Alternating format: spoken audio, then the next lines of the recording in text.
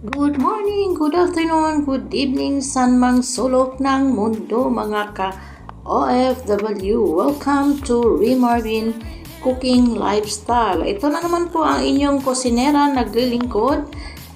Ngayon gagawa tayo ng fried baga ng tupa. Ito ang ating baga ng tupa. Instead na itapon natin, gawa natin ng paraan para makain. Ito nahugasan na siya ng mabuti. Ayan, kailangan hugasan mabuti ang ating baga bago natin lutuin or ilaga. Ayan, ilaga natin. Mayroon na ako ditong tubig na pinakulo. Yan, kumukulo na yan siya. Ilagay natin dyan ang ating baga ng tupa or carnero or sheep. Sa Arabic is karuf. Baga ng karuf yan ang ating ilalaga. Laga lang yan natin siya dyan. Ayan, ibaliktad natin para yung kabila naman maluto. Hindi naman ito kailangan masyadong laga kasi ang baga is malambot ito. Ayan.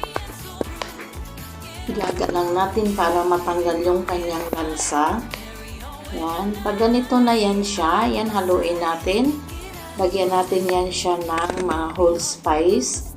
Itong ating cinnamon stick, ating bay leaves at ating star anise. Lagyan natin ng salt, pepper. Then ilaga lang natin ng few minutes bago natin hanguin para magkalasa ang ating baga. Yan, halo-halo lang siya.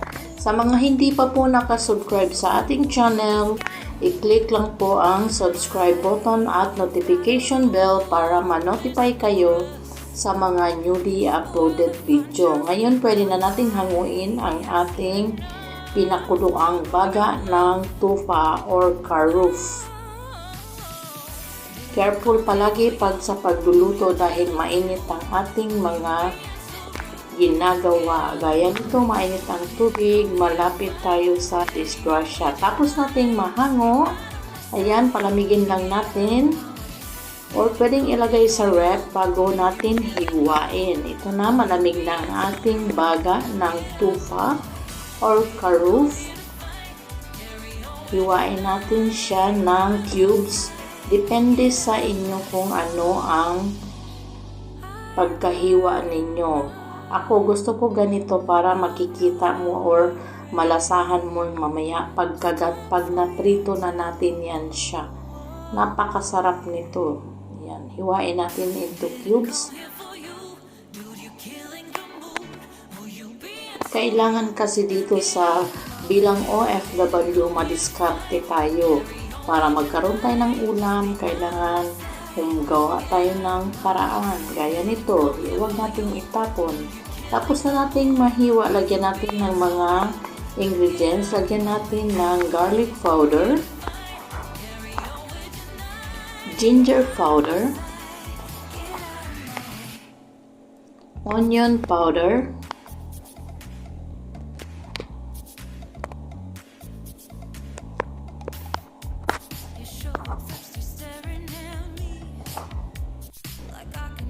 ating garlic powder,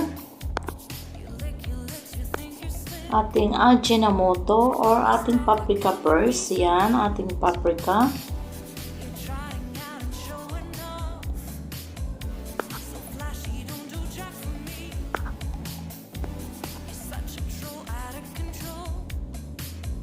Ating vinegar.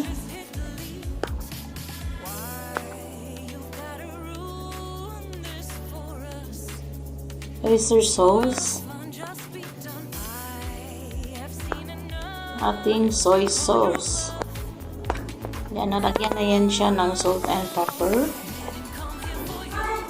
Ayan, pagkatapos natin malagyan ng ingredients, lagyan natin, haluin natin ng mabuti para lahat ng ating hiniwang baga ng tufa ay malagyan ng sangkap.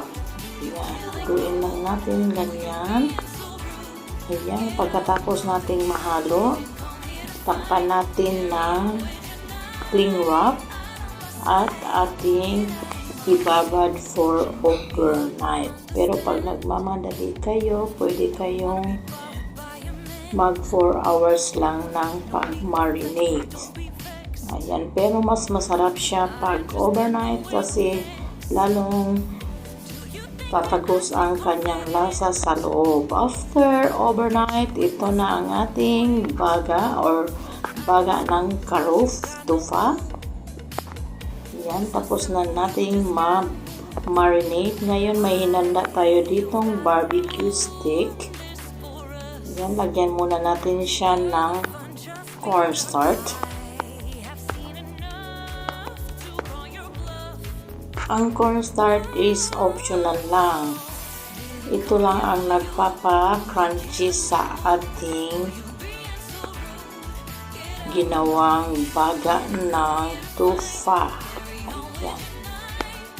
Ayan, ganunin lang natin. Ihalo natin na mabuti para lahat sila malagayan ng cornstarch. Ayan. After natin yan siyang mahalo, ituhog natin siya sa barbecue stick. Ang ating barbecue stick is malinis na ito, nababad sa tubig.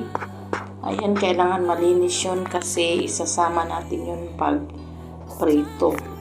Ayan, ituhog lang natin ang ganyan. Careful lang kasi matulis yung ating stick. Yan, lagyan lang yan ng 4 na piraso or kahit ilang piraso ang gusto ninyo. Ang akin kasi ito tamang-tama lang ito. Ayan, bali 4 lang ang nilagay ko sa isang stick. Ayan, continue lang natin ang paglagay.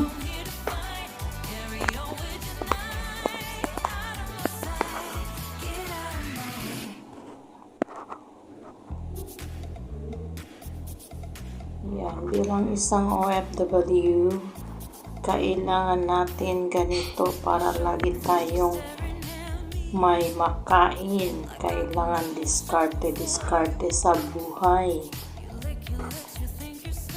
Kung sa Pinas, pang-ulam din ito mga ganito. Kung marunong lang kayo sa mga mag-diskarte kung anong ulam, hindi tayo magugutom as OFW.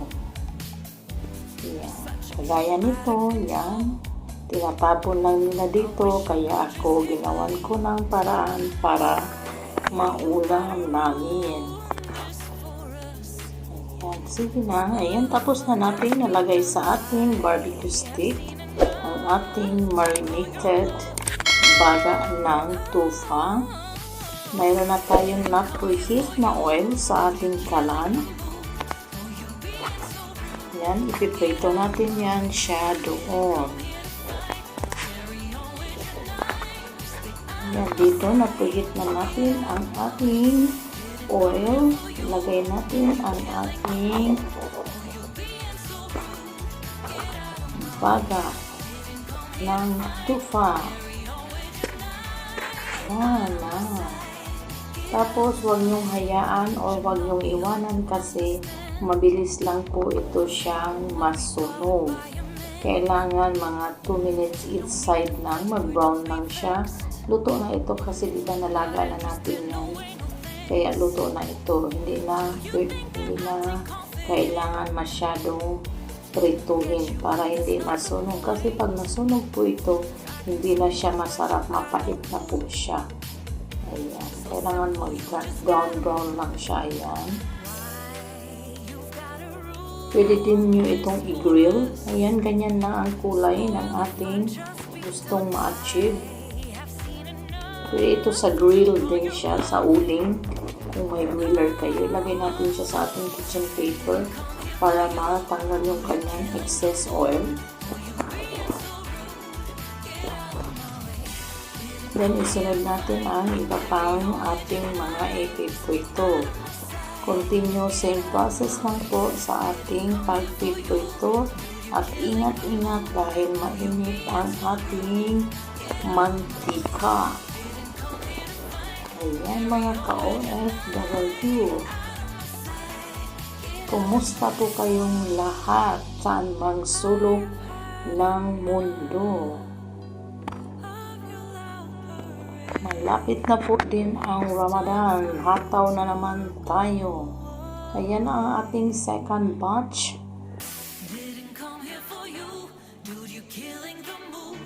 Hanguin na natin. Ilagay natin doon sa ating kitchen towel or paper para ma-drain yung kanyang excess oil. Then, ilagay natin ang ating last batch ng ating tinuhog na paga ng tufa. Ayan na siya. After nating maprito lahat, ito na ang ating inihandang sausawan. May sweet chili sauce at saka toyo, suka na may sili. Medyo maanghang-anghang yan siya. Yan, perfect sa combination ng ating sausawan. Ngayon, tikman natin ang ating niluto kung gaano ba siya kasarap. Mamili kayo kung anong gusto nyong sausawan. Unahin natin ang ating sweet chili sauce. Mainit-init pa yan ating pinirito.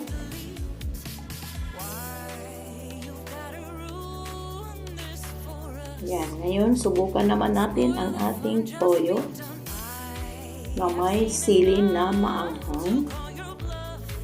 Sarap na sarap ang inyong lingkod sa pagtikim. Ayan na ang sarap. Maraming salamat sa ulitin!